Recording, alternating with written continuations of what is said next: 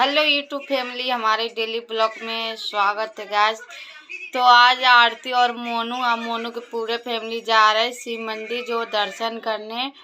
और ये सारे चिकचिबाजी से थोड़ा दूर मन के शांति के लिए जा रहे हैं शिव मंदिर।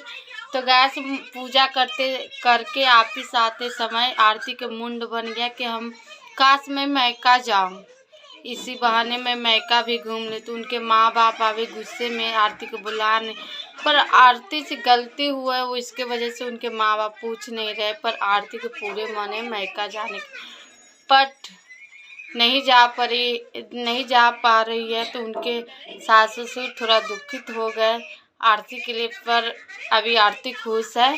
तो इसी बहाने आरती मंदिर घूम रहे हैं, तीर्थ यात्रा घूम रहे हैं।